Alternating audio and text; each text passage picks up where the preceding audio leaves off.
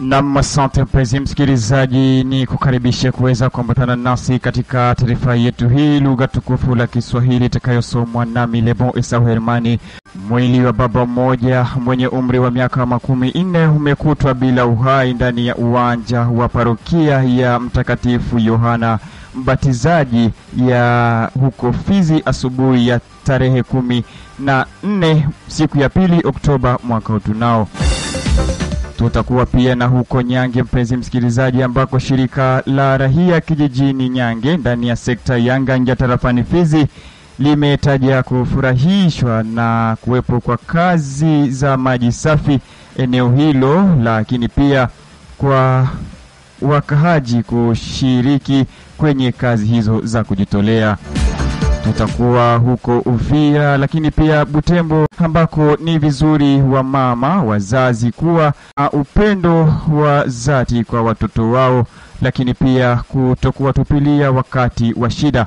Hayo ni masemi ya shirika la rahia maeneo ya Bulengera jimboni Kivu Kaskazini. Tutamalizia na habari zetu za huko Katare, lakini pia na habari za michezo. Ni kuombe kuambatana nasi moja kwa moja.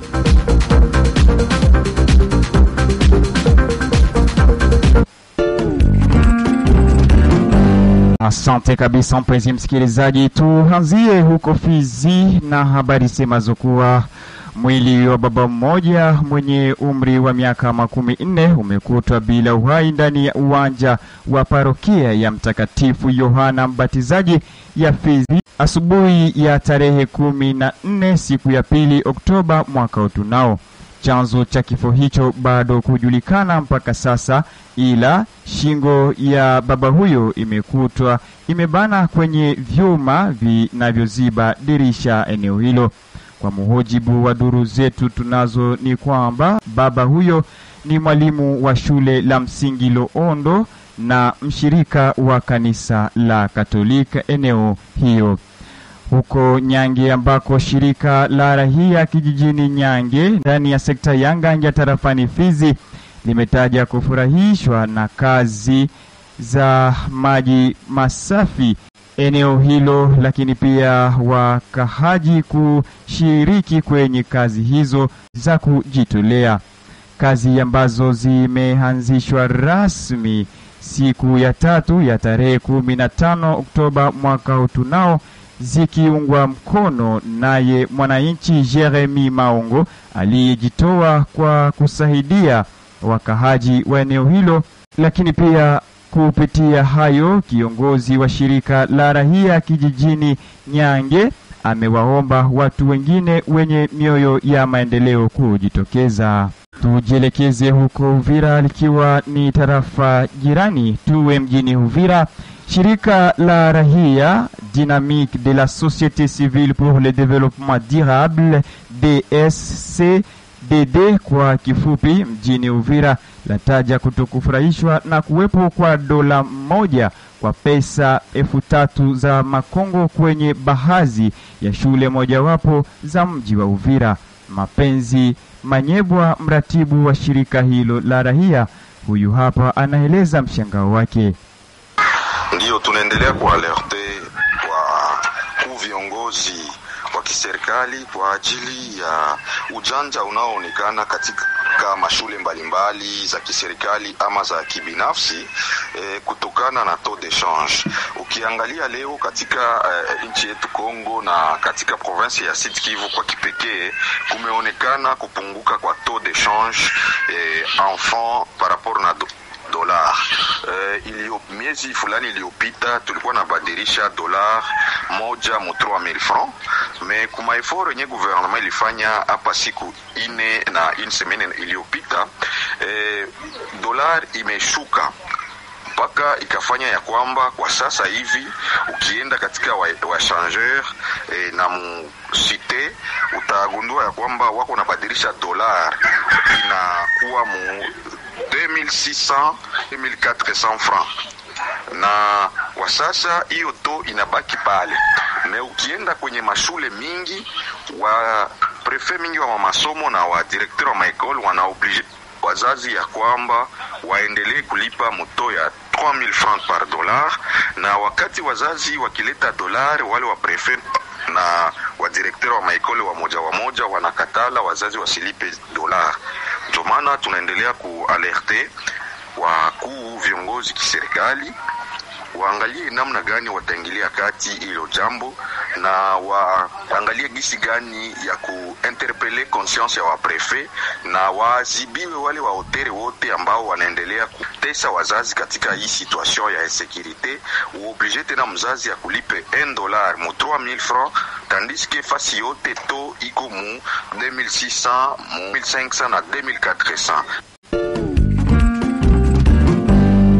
Butembo, jimboni Kivu Kaskazini, ambako ni vizuri wa mama wazazi kuwa na upendo wazazi kwa watoto wao na kutokuwatupilia wakati wa shida. Hayo ni masemi ya shirika la rahia tawi la Bulengera mjini Butembo, jimboni Kivu Kaskazini. Wito huo umetolewa baada ya mama mmoja kumwacha mtoto wake wa juma 2 na kuelekea mahali pasipojulikana hadi sasa mwanzoni mwa wiki hii. John Kameta, kiongozi wa shirika hilo la rahia, anaeleza mengi zaidi.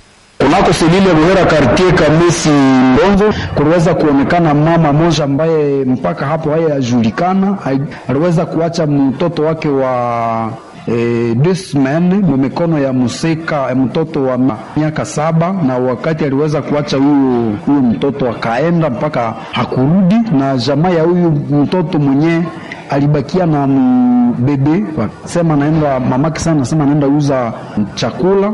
Familia jamaa yake ilifaa juu chini peleke huyo mtoto kwenye chef de cellule wa Buhera, na yeye kwake aliweza kukamata decision ya kuweza kupeleka mtoto kunako hospital. Ulikuja mtoto iko a bonne sante, na sisi kama shirika la raia tunashutumu hiyo jambo na tunakemea na tunaita wamama, wakati unabeba mimba na omba kuelewa kama ni maisha ndio yenyewe unabeba pale, il faut donc protéger de surcroît. Wakati mtu amezala inaomba vraiment kuchunga ule mtoto vizuri sana. Kwa hiyo tunaita serikali iweze kufanya utafiti kusudi huyo mama aweze kupatikana, na leta iweze kuona namna gani itaautorize huyo mtoto kuchungwa. Kama kutakuwa orphelina wala mama ambaye atakuwa na bonne volonté ya kuchunga mtoto, tunaomba leta iweze kuaccelerate processus kusudi mtoto aweze kuenda mikono ya ule ambaye ataweza kumchunga. Mpenzi msikilizaji, tumezimati ili tuweze kuelekea huko Qatar na kuweza kujielekeza pia uwanjani. Wakilishi wa nchi ya DR Congo pamoja na wale wa wahasi wa AFC M23 walisaini tangu siku ya 2 ya Oktoba 14 mwaka tunao mbinu za uchunguzi na ukaguzi wa kusitisha vita chini ya upatanishi wa Qatar. Makubaliano hayo yalifanyika mwezi mmoja baada ya utekelezwaji wa mbinu za kuachia huru na kubadilishiana wafungwa wa kivita na wa kisiasa, hali ambayo imeonyesha hatua muhimu ya utekelezwaji wa madai ya kanuni ya Doha iliyosainiwa mnamo tarehe 19 mwezi wa 7 mwaka utunao. Kwa kitendo hicho, DR Congo imekamilisha nia yake ya kufikia hatua ya kusitisha mauaji, kudumisha usalama wa raia na kuandaa njia muafaka ya makubaliano ya amani ya kudumu katika mchakato wa Doha unaoungwa mkono na jumuiya ya kimataifa, kama ilivyobaini account X ya Wizara ya Mawasiliano ya DR Congo. Tuwe na habari za michezo, mpenzi msikilizaji, ili tuweze kusitisha taarifa yetu hii tunayo katika lugha la Kiswahili.